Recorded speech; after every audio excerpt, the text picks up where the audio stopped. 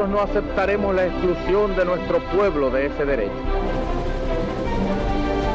Mr. Gorbachev, tear down this wall.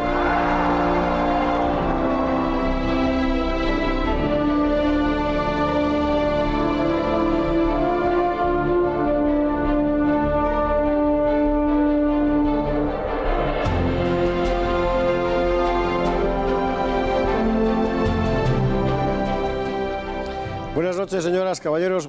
Bienvenidos a Tiempos Modernos. Uno de los fenómenos más sobrecogedores de la Segunda Guerra Mundial fue sin ninguna duda el de los kamikaze, los pilotos suicidas japoneses, que no fue poca cosa. Más de 4.500 jóvenes escogieron morir así.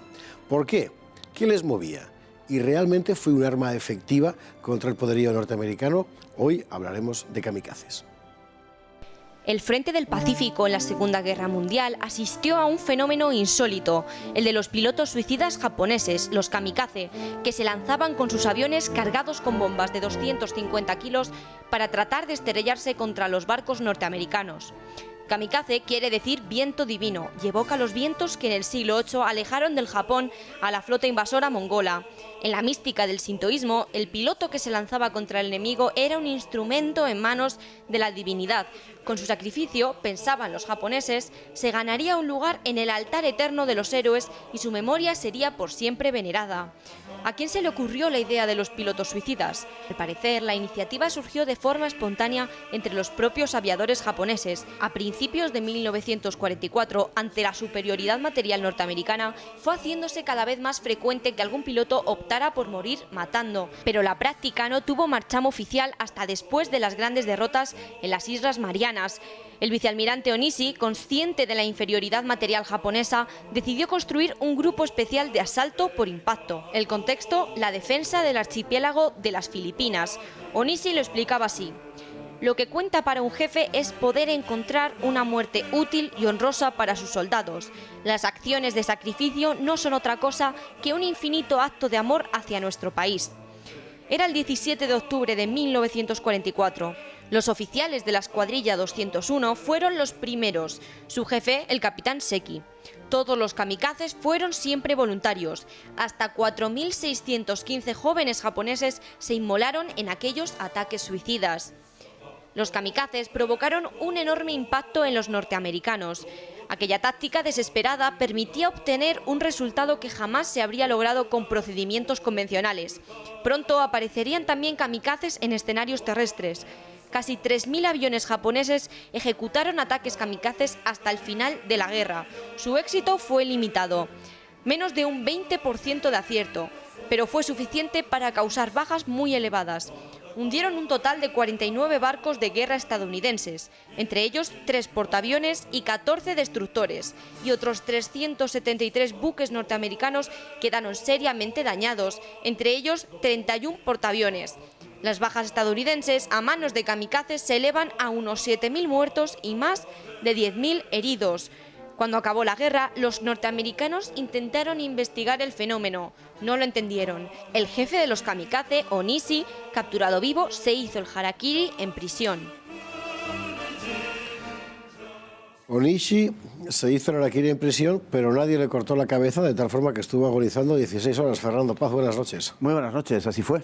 Efectivamente, después de la guerra, al conocer la derrota de Japón, ya había sido capturado, pues se hizo el seppuku, sí, el ritual, y estuvo 16 horas agonizando, efectivamente. Hay que decir que Onishi al principio no quería, era de los que se oponían a generalizar de forma, digamos, oficial una práctica a la que no le veía sentido, pero finalmente cedió.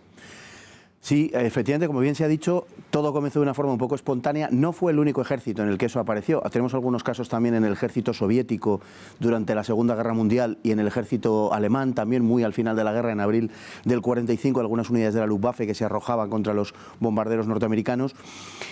Y quiero decir con esto que nació en gran parte de forma espontánea ante la desesperación de la situación.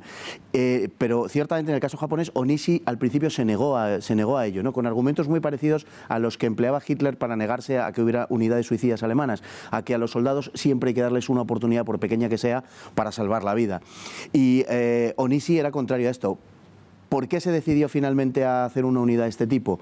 Pues porque en octubre de 1944, cuando se dio la última gran batalla naval de la Segunda Guerra Mundial y de la historia hasta el momento, en la batalla del Golfo de Leyte, los japoneses se encontraron con que tenían, la primera flota aérea de Japón tenía 100 aparatos cero, 100 cazas cero, que eran absolutamente insuficientes, bueno, eran ridículamente insuficientes para oponerse al poderío norteamericano, tanto marítimo como aéreo. Y la única solución que se le ocurrió finalmente fue la de cargarlos con bombas de 250 kilos y arrojarse como tal, constituirse como bombas para atacar a los norteamericanos. Una solución de compromiso casi, o sea, una situación, una de desesperación, efectivamente, sí. En aquel momento la inferioridad técnica y material de los japoneses era ya patente. Cada vez que hacían una expedición, al volver los machacaban los americanos, de tal forma que la pérdida era absolutamente insuperable, y dan en esto. Bueno, puede parecer una crueldad del mando. Sin embargo, el hecho es que los voluntarios se contaban por millares, porque en el contexto de la cultura japonesa era el mejor fin posible para un soldado. Claro, eso es, efectivamente, después de la guerra los americanos intentaron comprender la cuestión y no terminaron de entenderla del todo. Yo creo que nunca. Para un occidental es difícil de entender, pero sí que está en la cultura japonesa, indudablemente, la cultura del guerrero japonés, y está desde hace mucho tiempo, ¿no? Esa idea de que se pertenece al emperador y se pertenece a la patria y, por tanto, todo sacrificio es poco. De cualquier forma, Onishi subrayaba mucho que lo que se buscaba no era la muerte y que se abstuvieran aquellos que quisieran morir, si es que era lo que andaban buscando, sino que era un medio para lograr un fin, en primer lugar militar y en segundo lugar moral, un fin, digamos, de ejemplificación. Los japoneses sabían, y lo hemos comentado aquí desde Pearl Harbor, que era imposible vencer militarmente y que toda la Segunda Guerra Mundial para Japón fue una elevación continua de la apuesta para ver si de esa manera sentaban a los americanos a una mesa de negociación a base de elevar el precio de su victoria. Y los kamikaze, en definitiva, lo que fueron eso, es decir, una solución desesperada a una situación que prácticamente era irreversible, pero era una solución racional, aunque a nuestros ojos parezca un poco desesperada, que lo era, y una locura, pero tenía un fondo muy racional. El objetivo militar era acabar, literalmente, chocando contra ellos con los barcos norteamericanos, y hay que decir que hicieron mucho daño, aunque la proporción real de impactos no llegó al 20% de todos los intentos. Pero una proporción tan baja en esas condiciones, en cualquier caso, el daño que hace es feroz. Este es ciertamente tremendo, sí, claro, hay que entender una cosa, cuando Onishi toma esa decisión, en gran parte es porque no tiene pilotos, no solamente no tiene aviones, sino que los pilotos en 1944 su formación era muy escasa. Sí, desde Midway, que había quedado la flota aérea deshecha. Desmantelada, claro. Y eran gente que tenía muchas limitaciones, los pilotos que pilotaban en los aviones kamikaze tenían dificultades, por ejemplo, para aterrizar. No tenían suficiente formación y no digamos nada para encontrar una flota enemiga. Entonces tenían que ser guiados por un oficial experto, que ese sí tenía la suficiente formación como para que ellos fueran detrás y le siguieran y se arrojaran sobre el objetivo. Muchas veces sencillamente los picados de los aviones fallaban el objetivo, es que se estrellaban contra el mar, y hay muchas imágenes que lo atestiguan. Y en otros casos sencillamente es que no explotaba la bomba, por ejemplo, se producía la muerte del piloto, pero no se producía la deflagración, etcétera. Al final es verdad que rondó el 20% el número de impactos, o sea, 1 de cada 5. Es una proporción indudablemente baja.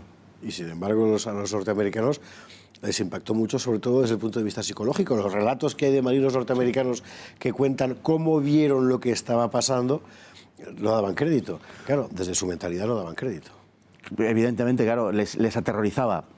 De hecho, en el verano de 1944, lo que más deseaba un marino norteamericano es que se hiciera de noche, porque de noche los kamikazes no atacaban solo de día cuando pudieran ver el blanco con una cierta, facilidad, ¿no? Hasta tal punto perturbaron a los americanos que Nimitz suspendió las operaciones de la aviación como jefe del teatro de operaciones de bombardeo sobre Japón, para que la totalidad de los aviones norteamericanos se dedicaran a frenar a los kamikaze.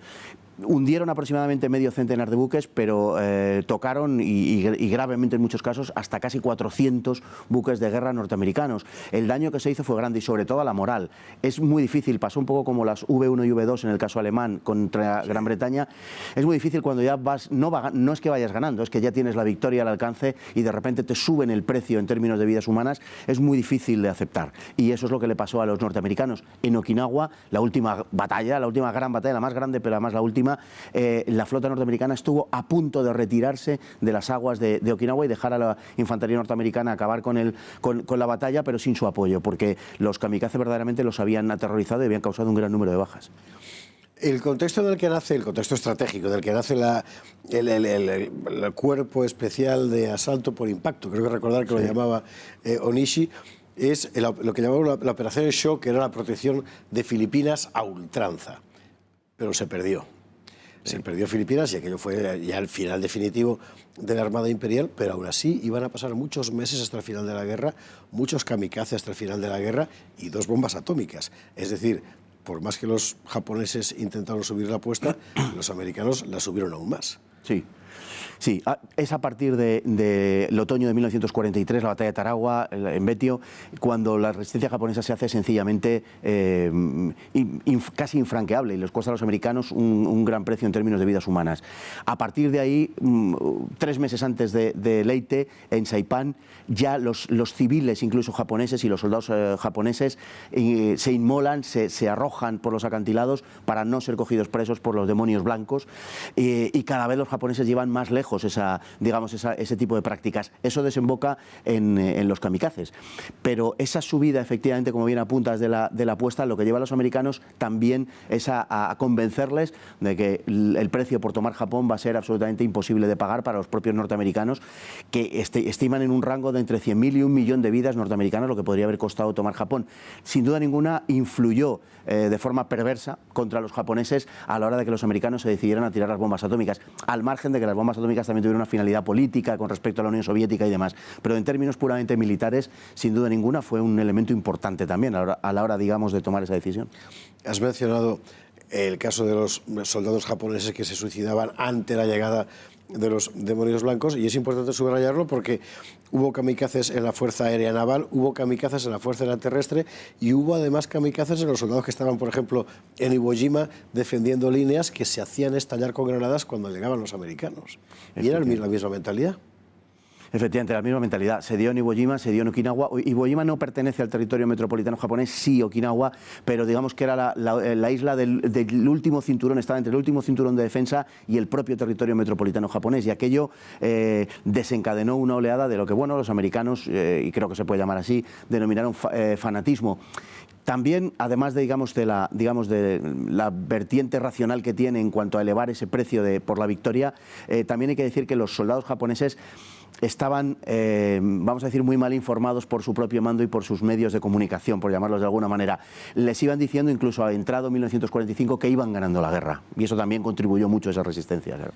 Bueno, así fue este episodio que sobrecogió al mundo y aún hoy sigue sobrecogiendo cuando lo recordamos. Habría muchísimo más que hablar, sobre todo del espíritu y cómo en el sintoísmo, en fin, encuentra cierto sentido este tipo de actitudes, pero tampoco hay tiempo para mucho más. Fernando Paz, muchísimas gracias. Un verdadero placer. Y a ustedes les dejo con ese recuerdo de los kamikazes sobrecogedor y hasta un próximo programa de Tiempos Modernos.